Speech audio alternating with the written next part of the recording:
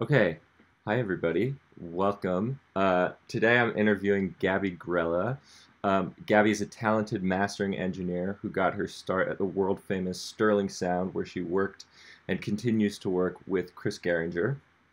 Along with her exploits over at Sterling, Gabi also maintains a loyal freelance client base. She's also a soon to be alum of NYU's Clive Davis Institute, where she'll graduate with a BFA in recorded music this spring. She is a good friend and frequent collaborator. Gabi, thank you for being here. Thank you so much for having me, Daniel. I'm so I excited. know, me too. So I figured the way that we're gonna do this is I kind of want to talk about like you and your journey with mastering, and then kind of like maybe more kind of like broad strokes, Okay, technical, and like if that works for you. So, sounds good. but before that, I guess I don't know who's watching this. I have a feeling like it's a lot of producers, but also artists who might not know what mastering is.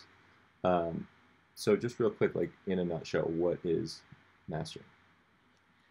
So, mastering, I feel like, is one of those things where I don't know, I feel like a lot of people have different definitions for it, but in a broad sense, it has a lot to do with um, finalizing Mm-hmm. a song or track because, it's the last step of a song and we're the last people to touch it. So, I like this analogy. Someone actually said this the other day that it's like baking, mixing is like you're measuring the ingredients, putting them in a bowl, mixing it together, making sure that all the flavors are balanced, that everything's good. And then mastering, I would say, is like the cooking of it Mm-hmm. because it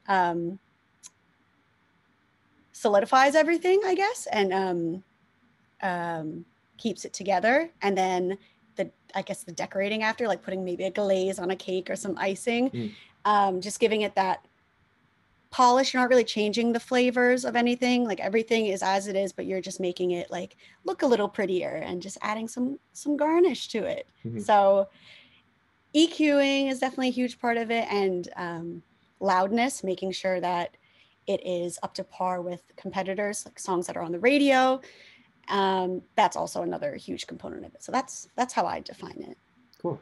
Yeah, I we'll get like back into the technical stuff and like talk about EQ and loudness specifically. But I just wanted that to be like a good like kind of overview. Yeah.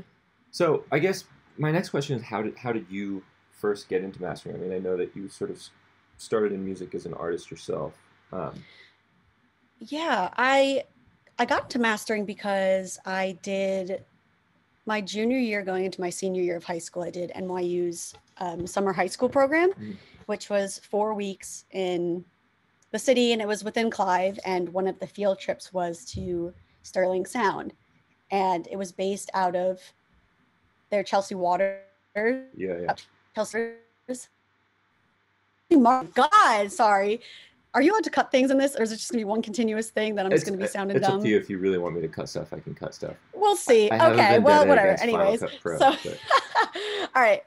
But anyway, it's Chelsea Market, and Murat Berenstein and Alan Watson were friends with Chris Gehringer, so we all went to his studio specifically. And before that day, I looked up what mastering was, and I looked up who Chris was, but I had no, I like literally had no idea what I was walking into, mhm. because at that point I had just been songwriting and singing. Like I And this is did, in high school. yeah, this was in high school, so I did theater, but no one in my family's in the music industry, so I basically knew nothing about anything. Hmm. And like walking into his studio and sitting in his chair and hearing music at its most, like, I guess, pristine form, Hmm. like gave me chills, almost brought tears to my eyes a little bit. I forget what song I was listening to, what song when I, because he let all of us sit in the chair, Right. like his chair, to hear it just at its best. And I have just never heard music like that. And from a creative standpoint, I was like, holy moly. And like the way he spoke about it and his passion for it, I was like, this is cool. And also the fact that it's it's independent but collaborative at the same time. Hmm. Like I'm able to work by myself but I still enjoy collaboration and getting feedback from people and making personalized connections with people. So I felt like it was the best of both worlds Yeah. almost. And the more I went through college, the more like producing the record with Bob, I fell in love with engineering. Right. This is And Bob Power then for people who are Bob Power. watching and don't know. Yes, sorry. Bob Power. And I fell in love with engineering, something that I didn't even really know was an option, I guess, for me. Like going into school, I expected myself to be a singer-songwriter through and through. So it kind of took me by surprise, honestly, but I'm so happy that I found it because I love it. So you went to that like summer high school thing. You went to Sterling. You were like, oh whoa, this is cool. But then it wasn't like instant conversion. I'm going to be a mastering engineer. It kind of took a while. Or It wasn't instant conversion because I didn't know anything about it. Like I knew that I liked it, and I was like, this is something that I want to pursue. And that's kind of a lie. It was sort of instant because I immediately contacted Chris Gehringer and like thanked him so much, and we kind of connected because we were both from New Jersey. We had, you know, when you bond with people on a level which is more than music, and he said his son was in music, so I was just talking to him a lot even while we were there, just kind of getting to know him. And I politely annoyed the shit out of him, as he would say, oop, the beep out of him. Yeah. It's fine. Okay. And I kept being like, hello, will you let me shadow you? Because they don't do interns. And he was like, they no. didn't do interns. And he was like, yeah, sure thing.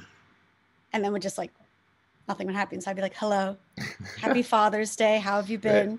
Will you let me shadow you at some point? Can I come in? Just shadow you. Just like watch him. Literally just shadow. I was like, can I just come? But not even like shadow it. I think even my first thing was like, can I just come in and like speak to you some more? Right. And then, so I guess it was instantaneous curiosity. I didn't think that that's where my career was going to go, but I instantly I just liked him from the get-go in the jump, and I wanted to learn more. So even though very likable, very funny, very nice. Don't tell him I said that, but yeah, a very good guy.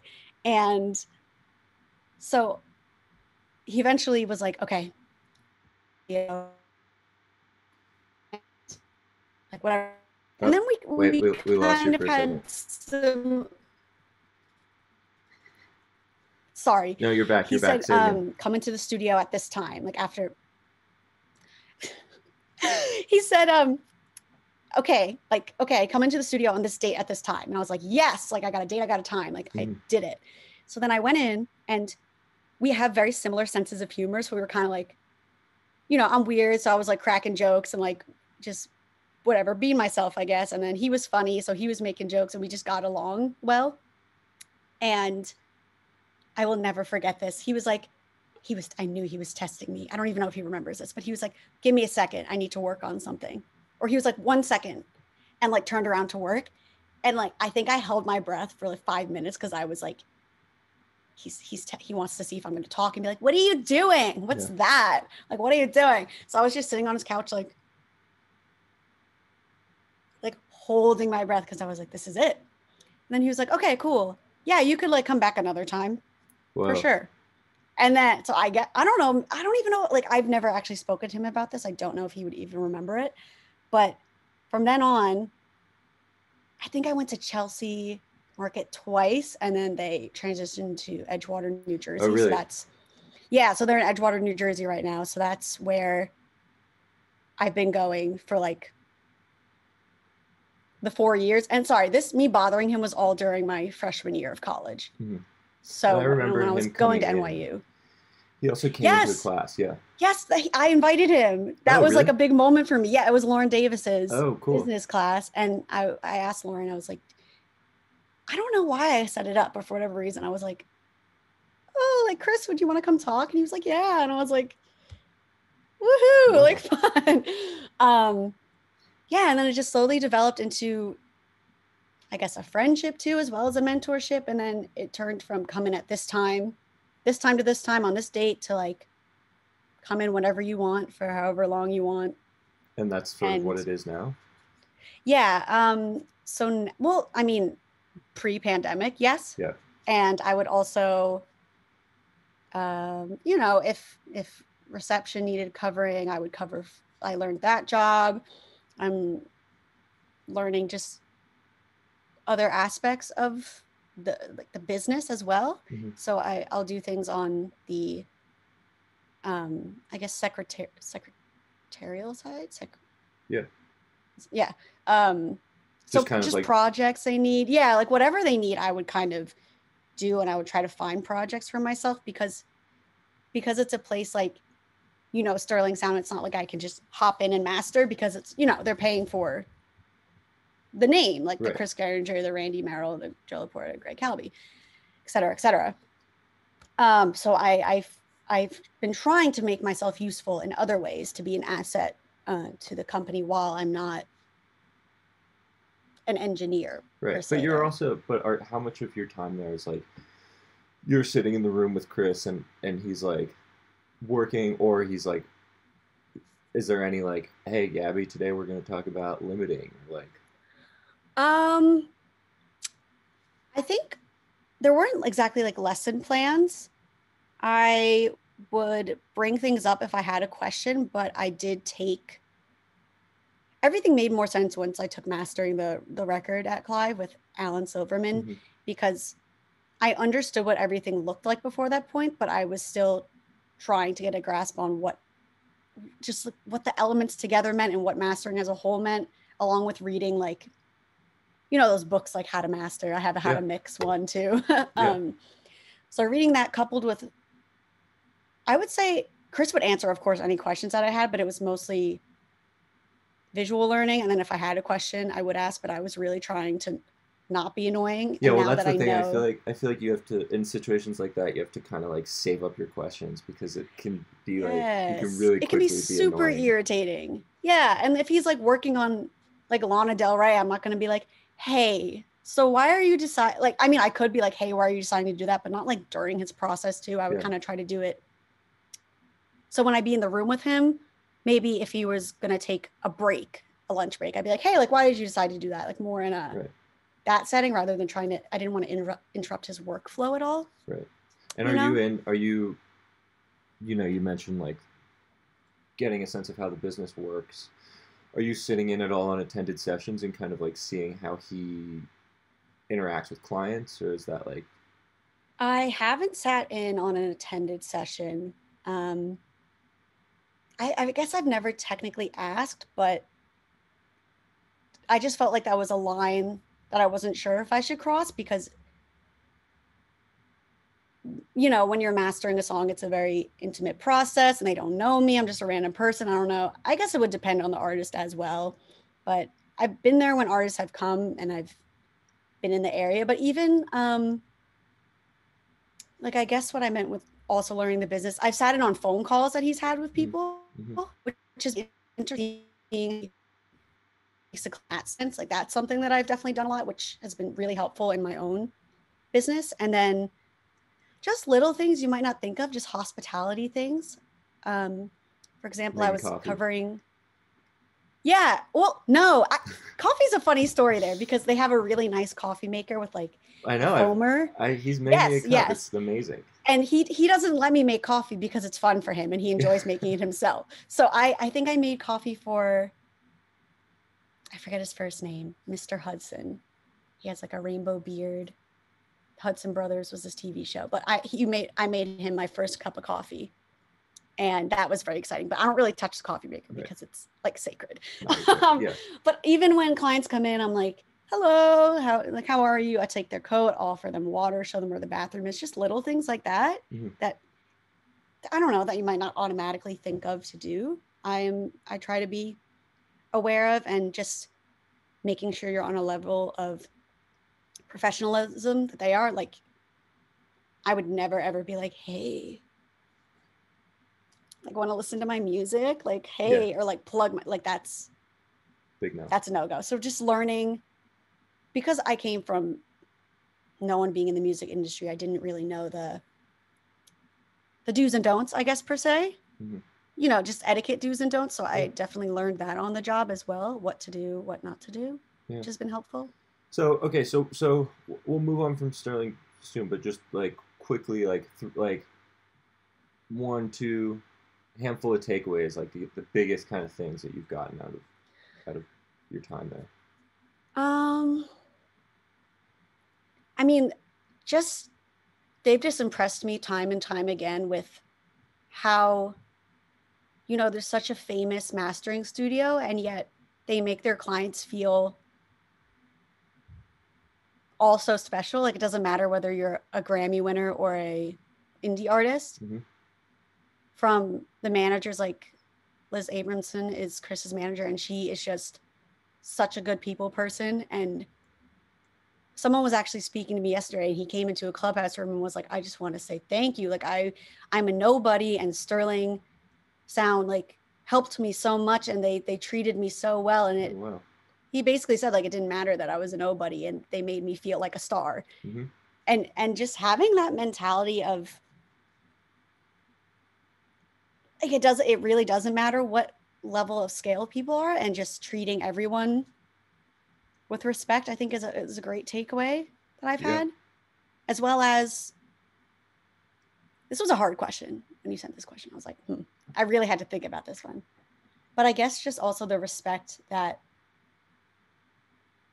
just a lot of respect.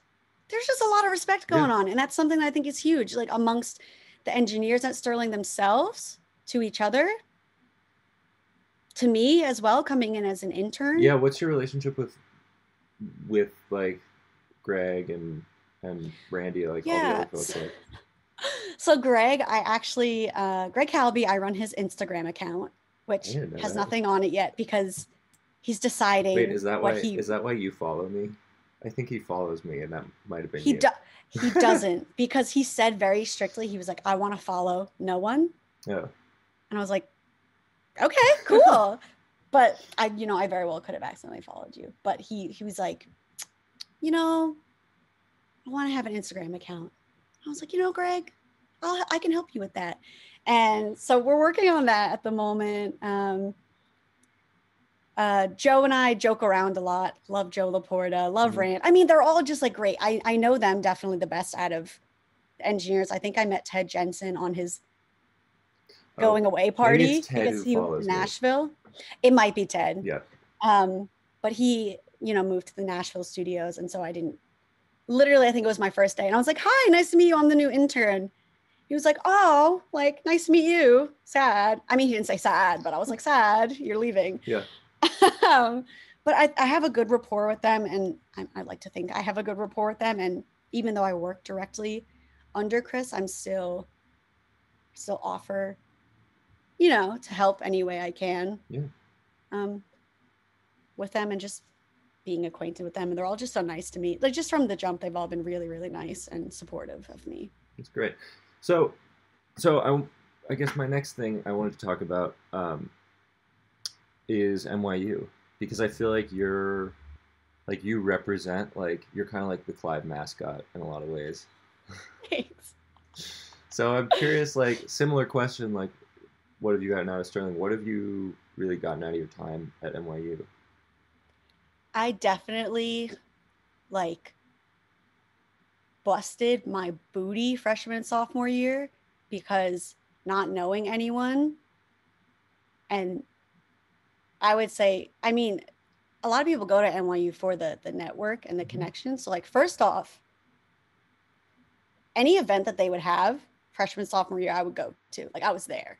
Didn't matter what was happening. And I would, like, meet the speakers, stay afterwards, help clean up, help set up. Like, I was just I would just always try to be around. Even freshman year, when we were at 194 Mercer, there was the lobby, for people that don't know, it was just teeny lobby, but you had to pass by the lobby to go to the studios. Now in our new place, it's just bigger. There's more space. So I would spend so much time on those couches. And like, that's how I met so many upperclassmen, because I would just sit there doing homework, whatever, but I would just make myself visible, I guess. And I would just introduce myself to people, become friends with them. And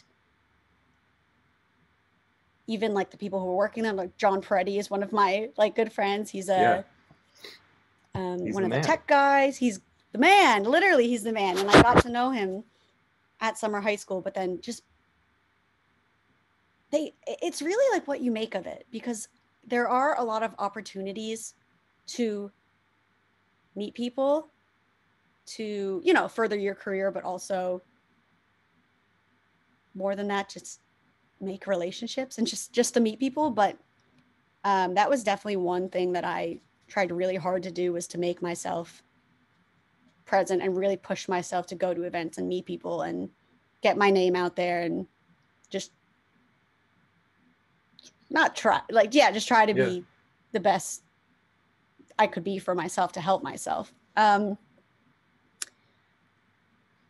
you think besides that, oh, sorry. Well, no, I'm wondering, like, because I feel like a lot of people, when they're starting out and considering going to school for audio, especially, like, it's sometimes like a line is drawn where it's like, either I go to school or I like start from the bottom in a studio as an intern and work my way up. And granted that model is like kind of getting more and more obsolete by the day, but you're in a unique position where you've kind of done both. So I'm curious if you would trade one for the other, or if you think that like having both experiences is sort of like integral to what you're doing. I feel like, to me personally, being at school, I mean, if I didn't do the summer high school program, I wouldn't have met Chris, like, point blank, and I just would not be where I am. And I do feel like Clive, you know, every school has their ups and downs, but like Murat Berenstein, who I mentioned before, was one of the reasons that I wanted to actually attend Clive, because he made me feel so at home and so welcome just from summer high school. Like, Clive was the only place I applied to for college. Really? And if I didn't get in, yeah, I applied early decision, I guess it was. And, you know, if I didn't get in, I was going to apply somewhere else, but that's kind of where my heart was set, and that's where I wanted to be. And the relationships with professors has just been amazing. And, you know, you take the good with the bad, but I feel like I've tried to really make the most of it. And I don't think I would trade it. Like, I've been in situations where Chris he's requested me to drop out of school numerous times. Really? Yeah, because he wanted me to start working. Yeah.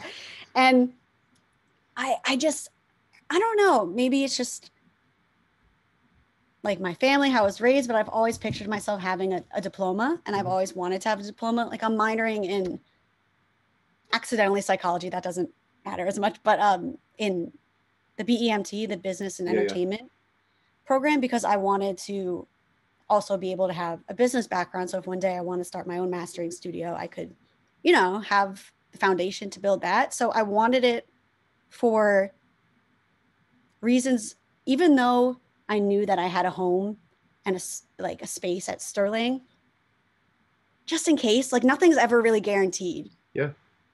And you never, like, the pandemic, like, who could have predicted that happen? And I feel more comfortable having, I guess, the degree, but I also am very proud of all the hard work that I've done. So I don't think I've traded. And I feel like I've had a nice balance of both, which has been very, very humbling, and I wouldn't trade it for the world. Yeah. So, okay. So you talked about business. Talk about your freelance clients, because you have recently kind of like launched. I mean, I've been sending you people for a while now. You're the best. But like, I guess you've like officially launched recently. I officially launched GabiGrellaMastering.com, which was actually pitched to me, I guess, in a pro dev meeting. Professional development is like the capstone thing at Clive, for people that don't know. It's the summation basically of all your 4 years, and you like pitch thesis. Yourself. Yeah, exactly. Thank you. And one of the professors, looking back, I'm like, dang, Gabi, come on. But I was sending a Spotify playlist around to people who wanted to hear my references, which is fine. It's good. But now looking at my website, I just feel so much more professional now. Your website's awesome. I was looking at it today. Thank you. I'm going to post a link to it in the description. Oh, thank you so much. Karina Shapiro helped me with it. She was a huge help with it, because I was a a train wreck, and I had a vision for it, and I wanted it to look beautiful, and she definitely helped me take it to that next level. But having that to send around, I feel like really took me to the next level as well. And just not only having it to send around, but it really established myself as a mastering engineer, because even people like in our grade who I'm friends with, sometimes I remember I posted something about mastering something and they were like, oh my God, I didn't know you master. And I was like, really? I feel like I've been pretty vocal about it, but I don't think I was as vocal as I thought I was. So when I made that announcement that I'd launched the website, that definitely, yeah, it definitely brought in a lot. And Lauren Davis, love her, was really supportive. And she was like, Gabby, send an email to the entire Clive Davis Institute school about your website. And when I tell you, it was probably 5 sentences long. I labored over those 5 sentences for like an hour. My palms were sweating. My hands were shaking. My mom was like, just send the email. And I was like, I've sent one or two of those like mass emails. It's horrifying. Yeah. It's so scary. And that also got a really good response, and people replied. And then I got more business through that. And I even just got to meet more Clive students, like some freshmen reached out or even just followed me on Instagram, which was really nice because I hate not being able to meet them. Like I really do miss like sitting on those couches and just meeting. I just like meeting people and talking to people.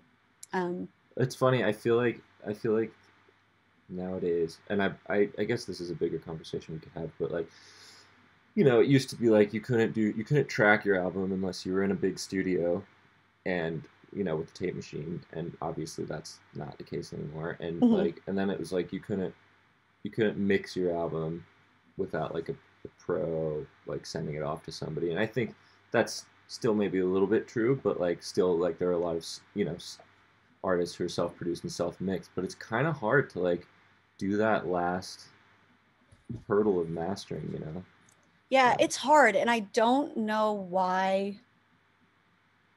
I don't know why I'm good at it, but like it is difficult, and I don't know. I almost feel like it picked me. I don't know why it picked me. Like I don't know why I have the ears for it. Shout out Dave Moulton, Jim Anderson, Golden Ears, definitely helped. But yeah, it's definitely a difficult process, and I feel like through the more releases I've done, the more I've gotten used to.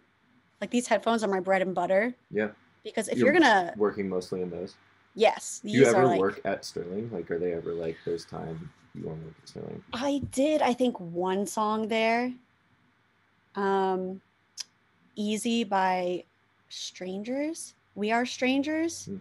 I don't know. One of my friends, Lexi and Gino, and I got to do it in Chris's chair. I mastered. What did I master?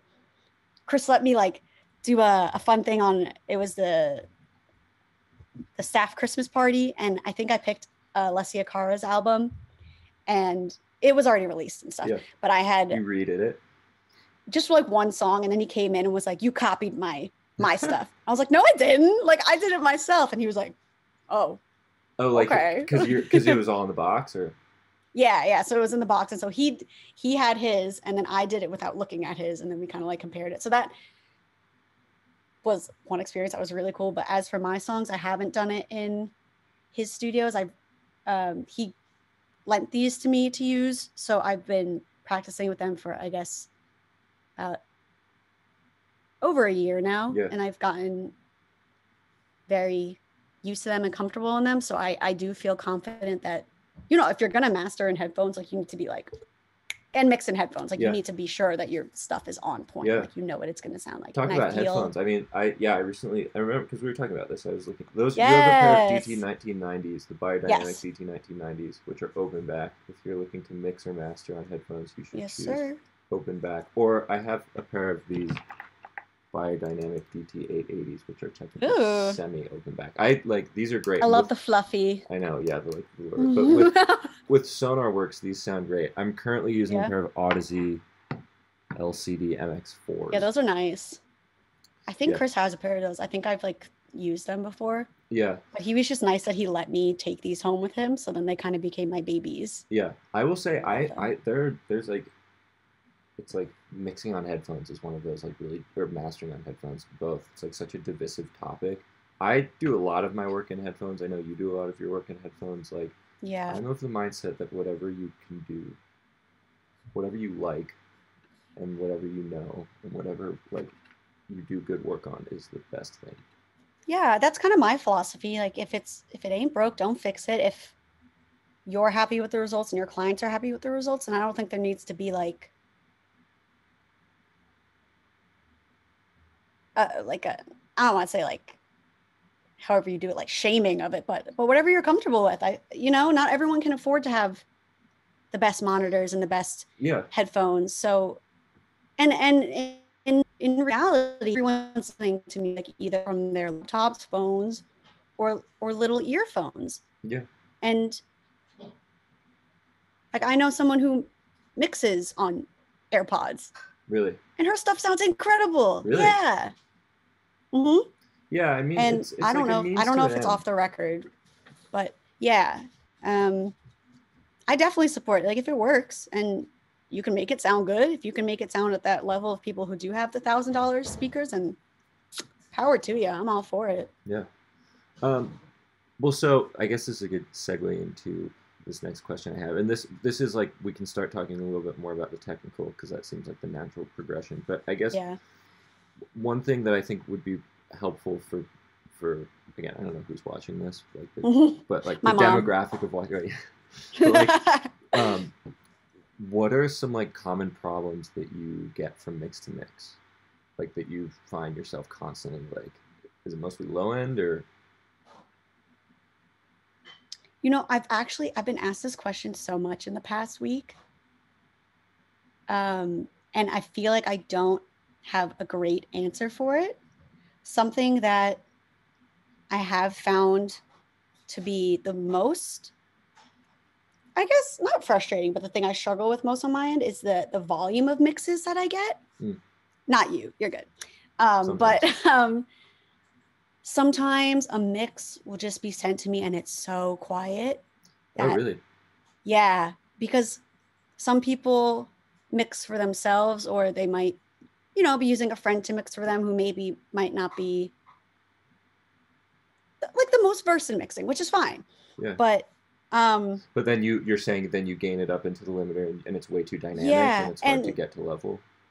Yeah, I feel like sometimes I don't want to sacrifice the quality of the sound to just push it to be that the level of loudness, because like the more you limit, the more the low end gets taken out and it loses some life to it.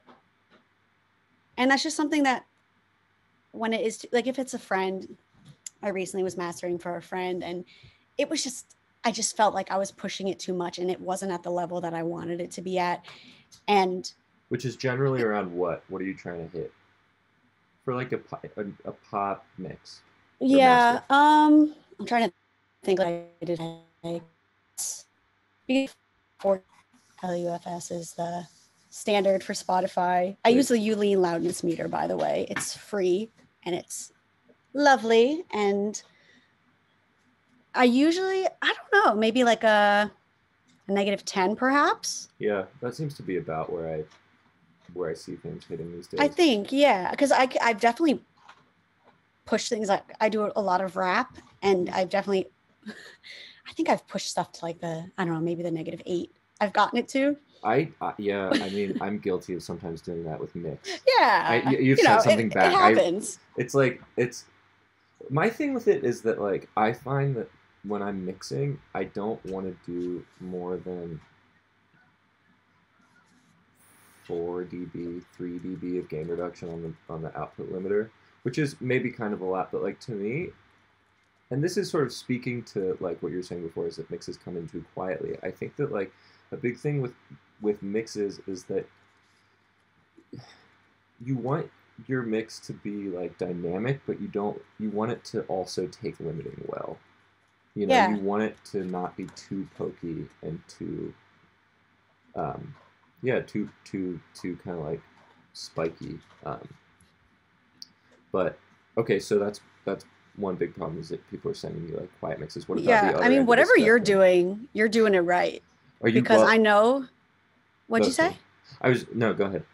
I was just gonna say, like, whenever I'm getting a mix from you, that it's gonna be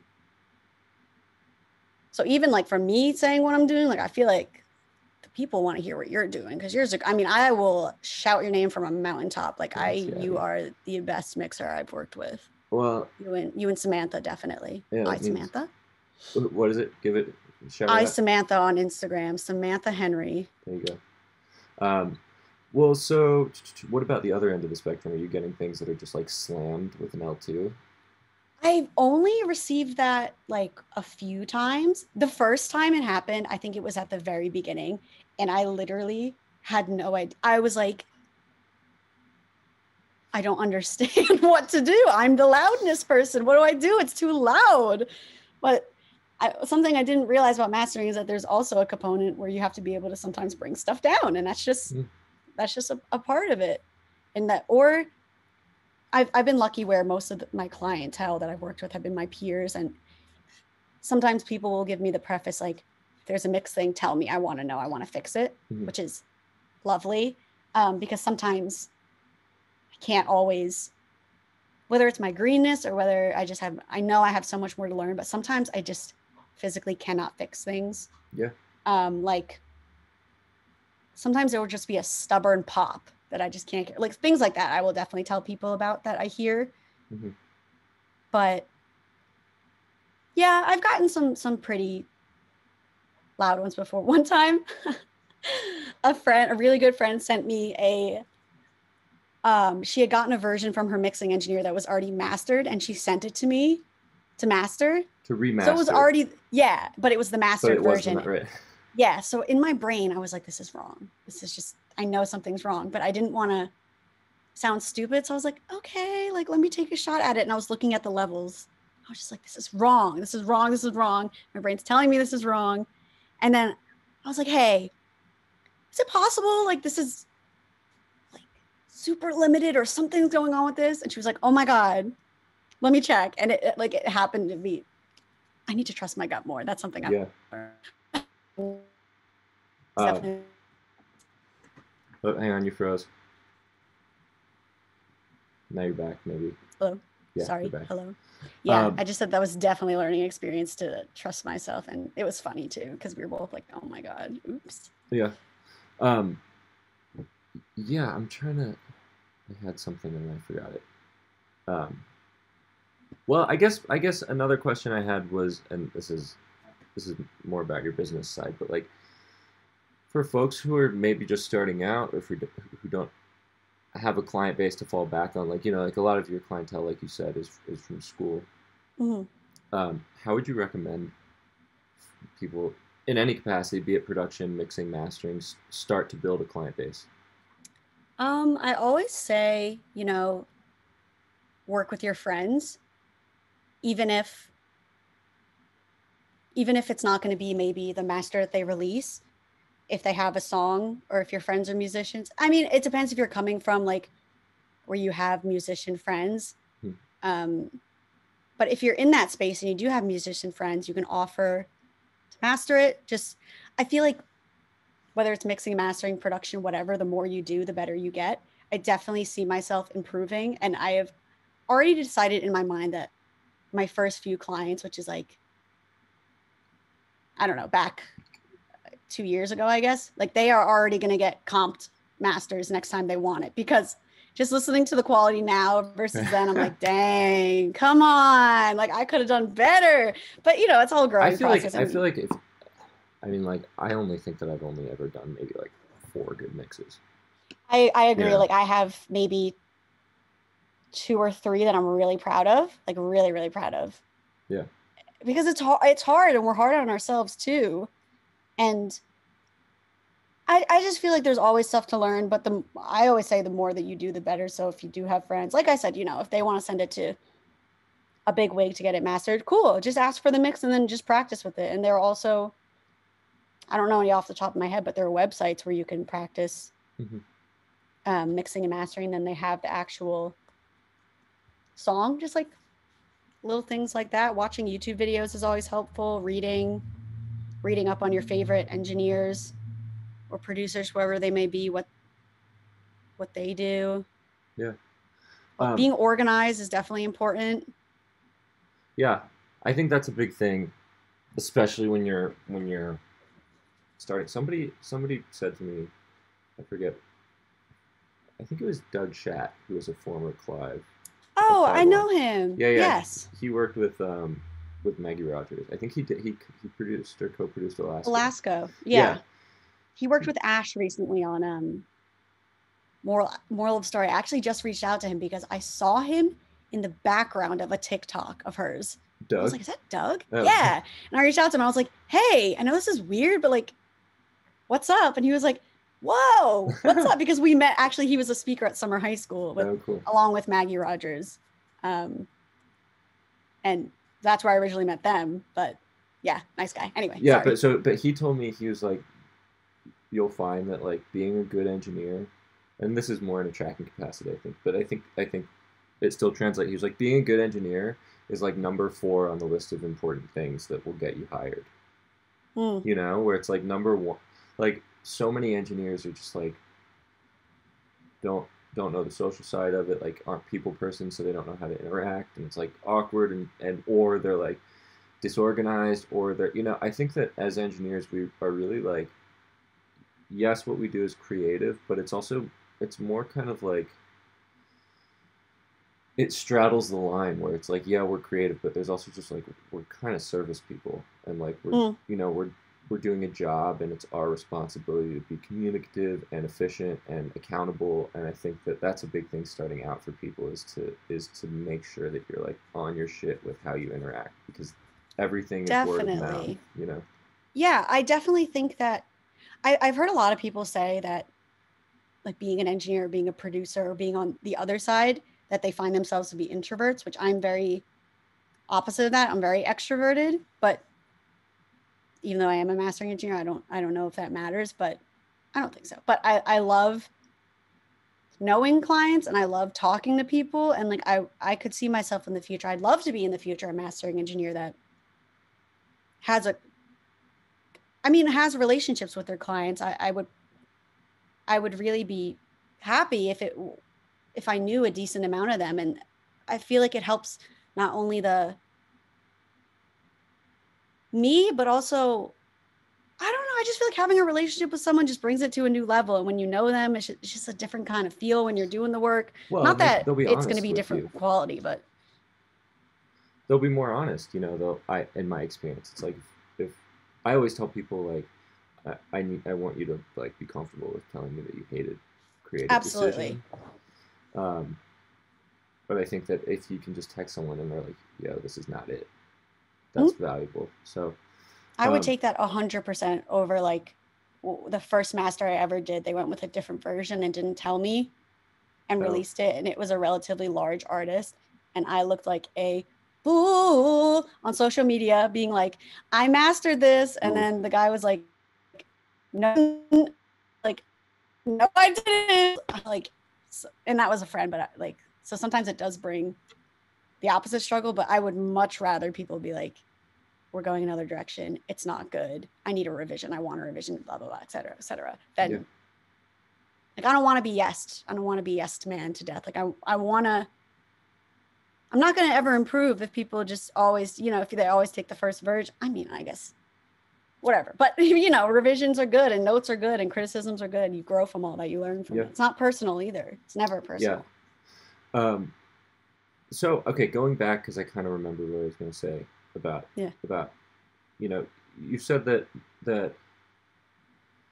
if something's like weird in a mix, you'll send it back, or you'll tell the artist if you can't really like fix something. I'm curious how much of your process is like, how does the mastering mindset differ from the mixing mindset? Like, if you're mastering and you think the vocal is a little bit buried, are you going to send that back to the mixer, or are you going to like try your best to like try and boost frequencies in the centers to like in the upper mid range or whatever to get clear. Like how much of it is sort of like I'm elemental and I'm focusing on different things versus the kind of macro level. It is what it is. This is how I just want to polish it and make it sound.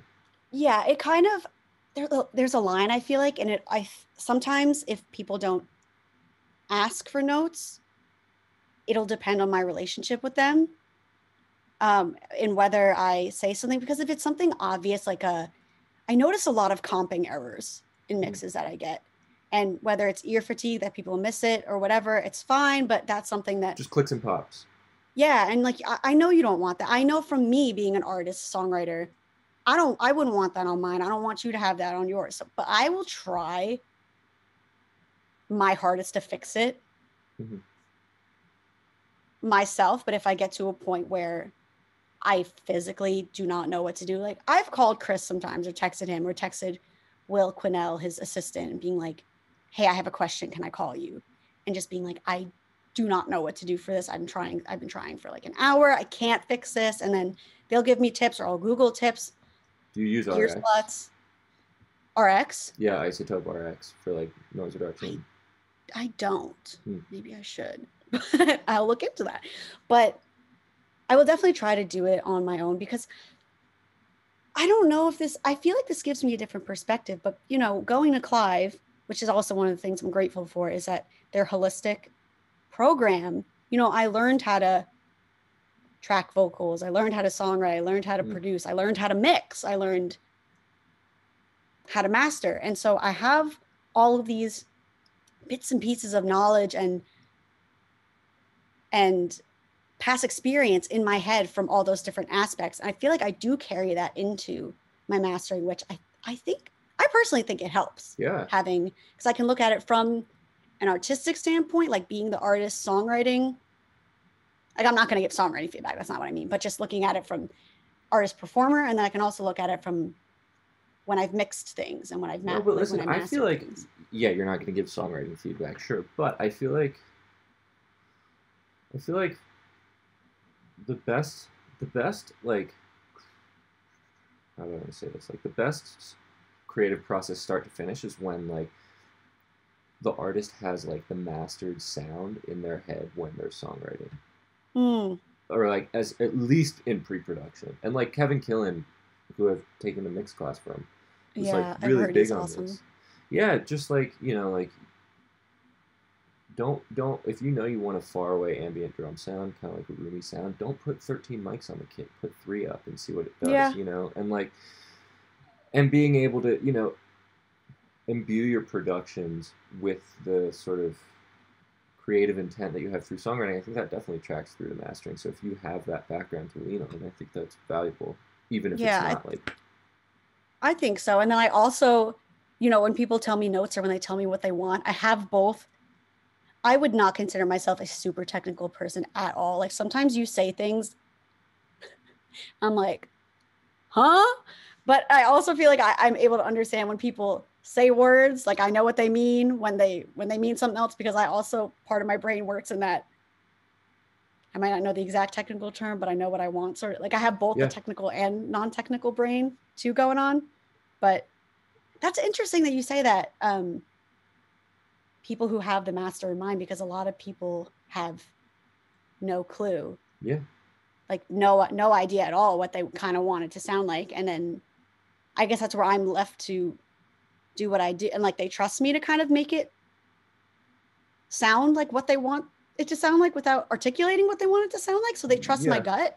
Yeah, which is nice. It's a weird thing, because I feel like, yeah, there should be part of the creative process where it's like, for an artist, where it's like, or the producer, where it's like you're kind of like figuring it out as you go, and like that's the magic of discovery. But I think there's a line between that and just like throwing a bunch of shit into a bowl and like kicking the can down the road for somebody else to like figure it out and not really knowing the vision. And part of that has to do with just people just don't really understand what mastering is and don't know what it is. And it's so like, seems like such a far off, distant thing, you know, that's so like weird and confusing. And I feel like the lack of, I'm definitely going to try to do a better job myself with explaining what it is and just making sure people have a conceptual understanding of what it is, because a lot of people don't know what it is, and that would probably help their process as well, like knowing what they're actually getting, knowing what's happening, and having a sort of understanding. But it's not their fault for not knowing. It's just not really talked about a lot. It's very like Wizard of Oz, man behind the curtain sort of thing. That's the like, thing. I have a theory that like mastering is like needlessly over mystified by people in the business who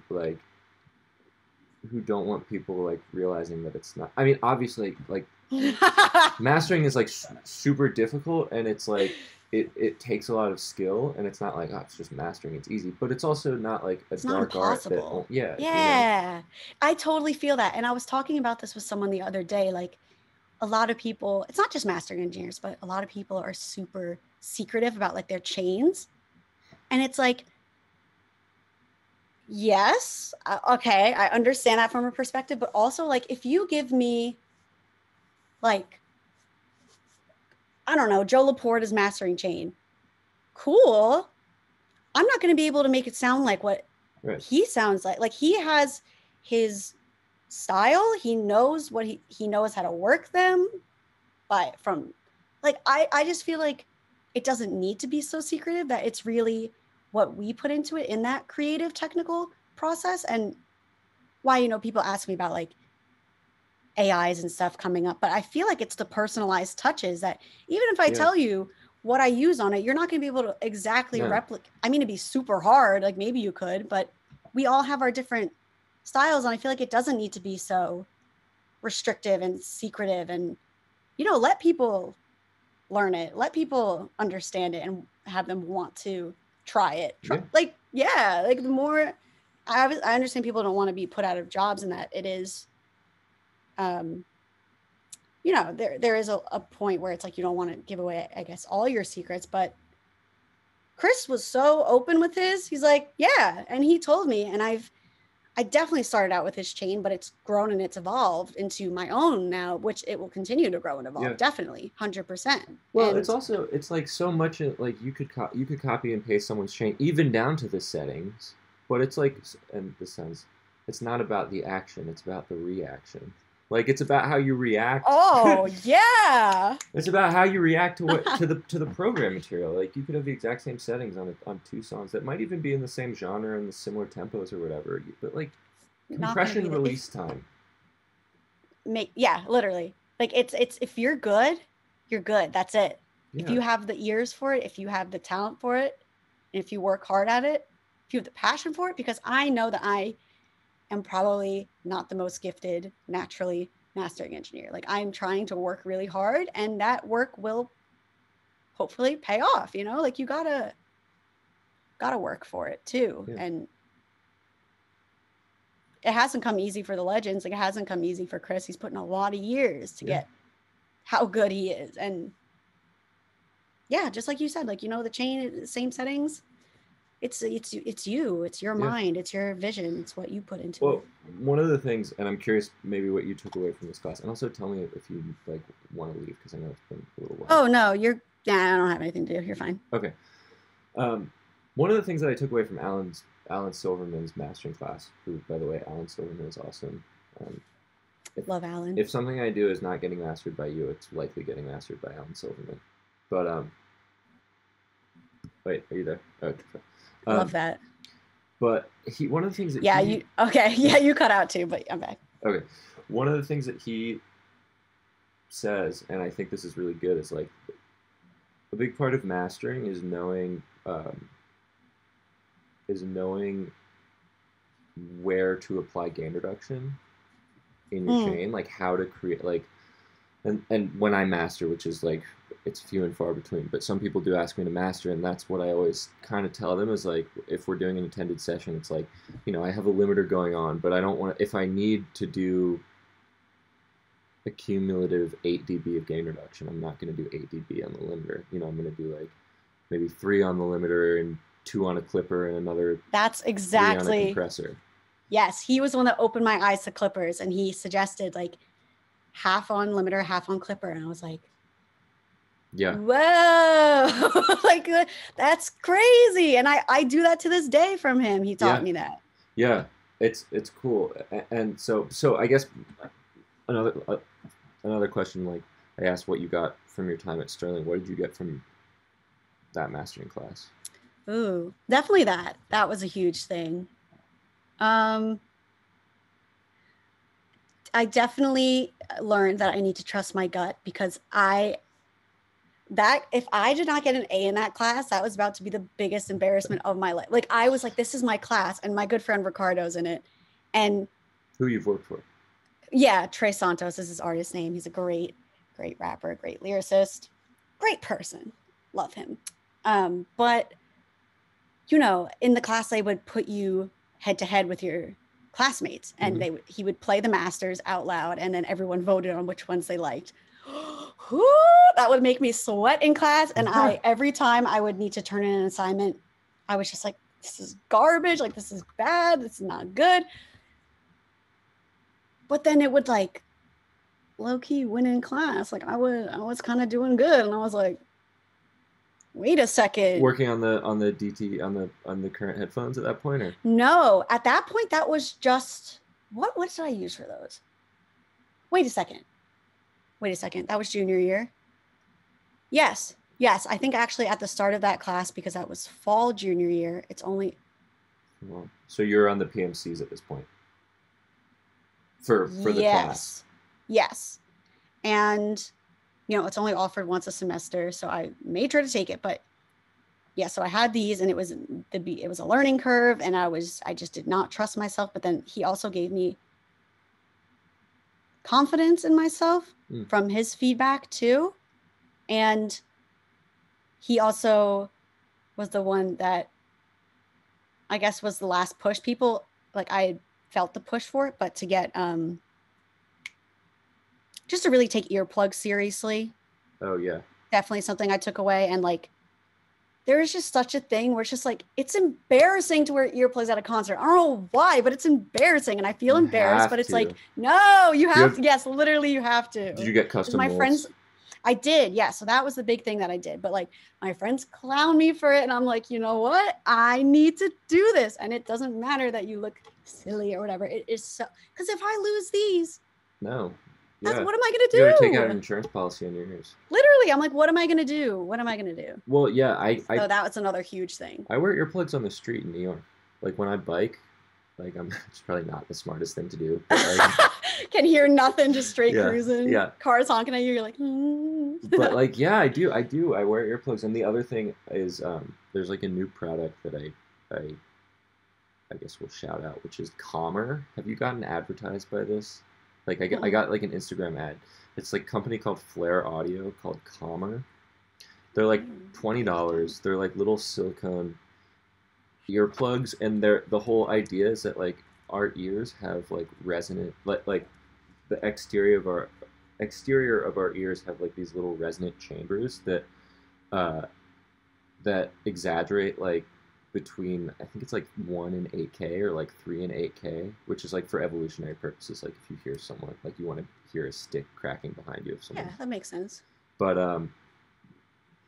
these like kind of like mitigate that, so they're like taking out harshness without like attenuating the volume. So it's like I will definitely check those out. I went to there's a CVS on my street in the city, and I got those like beeswaxy kind of ones. Oh yeah. Come in like a clear. I would just keep those in my backpack at all times, or in my purse. I would have like even the little squishy ones that foam ones, whatever. Some of them come with a little case, and I would just have it.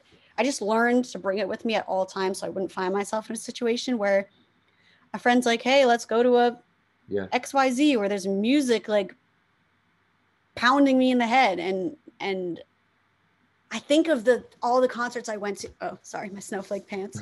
Nice. But all the concerts that I went to that I didn't wear earplugs, I'm like, stupid idiot, dumb. Yeah. But you learn from your mistakes, and I definitely thank Alan for his emphasis on how important that is, and it definitely pushed me to the next steps. The other thing I will say about ear protection, because this is like a topic that I'm like really passionate about, is that it is important, I think, to get a hearing test every year.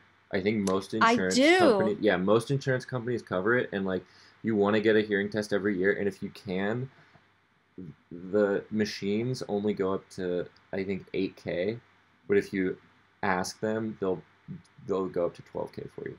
Really? Yeah, it's just like not calibrated I did not know that. necessarily. And they So make it so easy to like the time. You can literally count like one, two, beep, beep. Like I don't even need to hear it, and I'll be like, all right, yeah, you can be but trigger yeah, happy. It's better to be trigger happy than. yeah. But um, yeah, that's definitely I go. I mean, my primary care doctor, like they every time I like every year I go for my like physical whatever, and then they do the ear test. yeah, So that's something that makes me feel better. That yeah. I know that it's some of it's working. Um, okay, last like topic, then I'll let you go. What is your mastering chain, or if you are comfortable talking about it, or at least Yeah. what are things that you have been using a lot recently? What are certain things you like? Yeah. Imagine me being like, Yeah, no. I mean, that whole thing about I want to be share it with people. it's like Daniel, I'm not telling you mine. don't you know mastering is a dark art? Like, If I tell you, that's actually what Chris told me. wait, what? You froze. What did he tell you? Sorry. He when I saw his chain, he was like, "Now I'm gonna have to kill you." I was like, "Dang." No, he was great with it. But you know, big fab filter gal. Mhm. Love me some fab filter, the limiter, the EQ. I use the when I need compression, I use I'm trying to think of the name. The Vertigo Oh, VSC. VSC2. Yes. Yeah, the Yeah, blue that's one. a really nice compressor. Yeah. Why do I feel like mine's red? Oh, is it the? It's the plug-in alliance one. Yeah. Okay, so then it's blue. No, I don't know. Maybe it's I red. don't know. But yeah, I got that from Plug-in Alliance. I got a cute little Black Friday sale. Um, let's see, the K Clipper, Kazrog K Hmm. Clip. I really like that. I use, yeah, I already said the limiter, Uline loudness meter, and sometimes let's get a little spice. I'll use the ozone imager, Oh yeah. which I really like that. I don't do it on all the songs, but I really like it. It gives some nice, I don't, it just gives like, it It's a adds a little multi-band, some, right? yeah, I believe so. And it's just it's nice. It gives a Yeah. nice little spread. It gives cute little cherry on top, chef's kiss. But that's pretty much what I'm using. And then like if I need to, I'll DS. I'll use the Fat just filter. yeah, I just use the Fab Filter one. The I just remember Bob Power just having he just was like, you can't do anything with the Logic one. Like I've never actually heard it. Really? Yeah, I remember him saying he was like, I've never actually heard a difference with the Logic plugin one. And I was like, oh. And I found that too. Like I tried to work it gives you the like Oh, it gives you the lisp. it's either all or nothing. Yeah, with the Fab filter one, Yeah. because I'm always like I have a weird relationship with de-essers. I feel like if there's one like class of plugins that I have like a weird like relationship In with, a it's good de-essing. way, like you use No, it too much. no, in the well, okay, I think that people first starting out do use de-essers too much, or Mhm. they're either really scared of de-essers or they're not scared enough. They're not scared enough. Yeah, Yeah. but Because we also are very like sensitive to our S's. Like one of my friends was like, I'm super sensitive too much because I hate when I hear my S's, but it's not it's not not. always as bad as like when you hear it yourself. Yeah, yeah, but I find sometimes like like I find a de-esser will take off too much high end for me, or so I don't know. I tend to like work. I'll do like some clip gain, and this is obviously in a mixed context because you can't really do it in Right. mastering. But I'll clip gain down my S's, and then I'll add the de-esser, and then something Mm. Bob Power taught me, which I am a huge proponent of, is oversampling on the de-esser. He told me about that for the limiter. He was like, Oh play yeah, around with oversampling. And I was like, oh, yeah, a gem. yeah. People don't. I guess people. I don't know. People don't associate Bob with being a mastering engineer, but he also does mastering and he's good at it. Oh, he broke my heart this year Why? because I actually really respect him for this. Like, I have so much respect for him. He's my not me forgetting what they're called. What the heck are they called? Advisor? Like our advisor. Yeah, yeah. So he's my advisor. So we've been, in communication a lot since freshman year. Mm-hmm. And I wanted to do a mastering, like how you did the mix intensive with him. Like I wanted to do a mastering one with him. Yeah.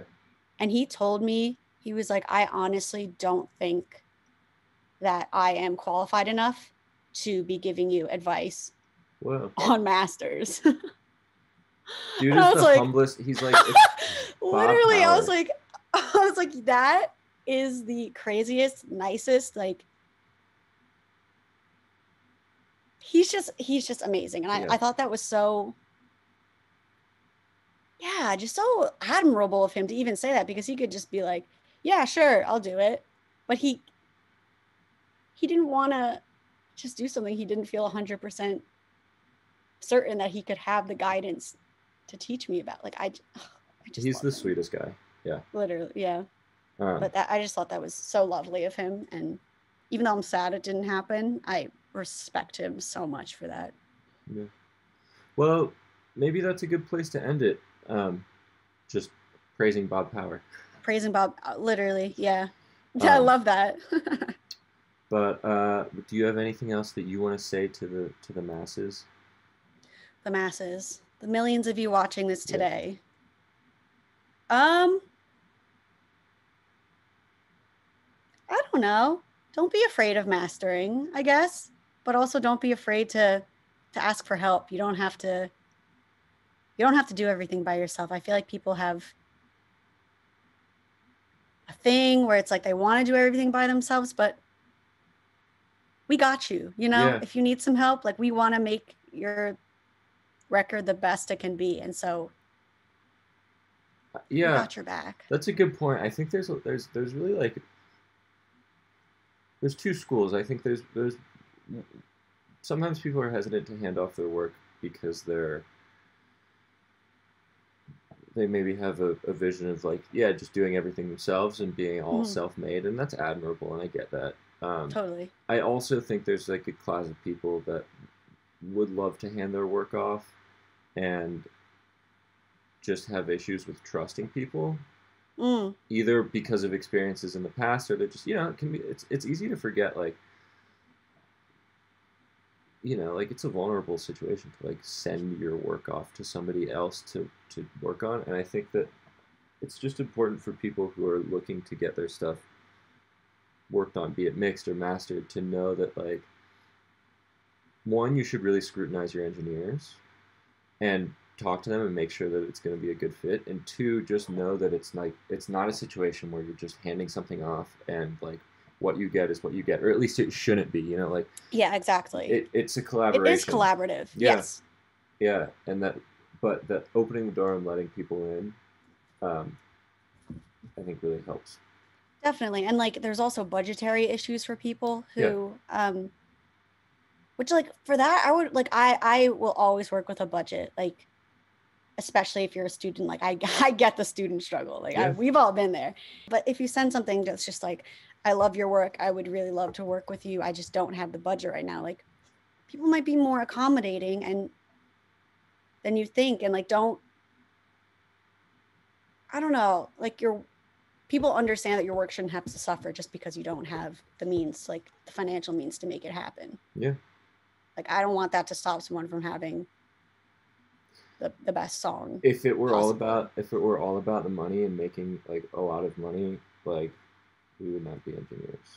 Yeah, this would not be the industry. Like there are easier ways to like get a paycheck. So yeah, so always, reach out. And that's also something I've been trying to do a lot during quarantine. Like, we're all so attached to technology right now. And I reached out to a lot of artists that I just admire. And I've been trying, I try to leave fear of rejection in 2020. And, like you said, for people who want advice too, like, you can reach out to people. Yeah. And the worst thing that happens is they leave you unseen, or you get told no. Yeah. Which is like, okay, but you might get some more yeses than you'd expect. And I definitely have received more yeses than I've expected from reaching out to people cold. Yeah, and the other thing with cold outreach that I find, especially with mixing and mastering, I assume is the same. But like, if you have an artist that has a two-year album cycle, year and a half album cycle, the chances of them meeting a mixing engineer or a mastering engineer, like in the exact 2-week period, like the chance that they're exactly right there where they're like, oh, I'm looking for someone, is very slim. So it's like, yeah, reach out, like build the relationship, and make it about the music and about like just the community of like getting to know people, as opposed, because people can smell it if you're just like, hey, you should give me your money so that I can like work on your stuff. You know, it's exactly, yeah, and you can definitely tell, you know, what people's intentions are, and I'm always a proponent for reaching out. I was talking about this in Clubhouse the other day that I did acting when I was a child. So I am so used to being rejected, like so used to being rejected. It's like my cake and pie that every commercial I went into, they were like, like it's a no from me. And so I feel like when you let go of that fear of rejection and you can just try and just like do, and it's like, who cares if you get told no? That's all good. And then you can work harder, and then maybe they'll come back to you one day, and then it'll be like a cute little full circle moment. But always, you know, try. Yeah, for sure. I wouldn't have gotten to be where I am if I didn't push yeah, and reach out. I would not be at Sterling Sound right now if I didn't reach out. Low-key pester Chris a little bit. Yeah. I would not be here if I didn't annoy the shit out of him. Yeah. Well, well, that's a good place to end, I think. Annoy the shit out of people and politely annoy the shit out of people. Yeah, know that line between persistence and annoyance. Yeah. And then you ride that line, and that's good. Okay, well, thank you so much. I'm going to stop the video, and then we'll okay. wrap up.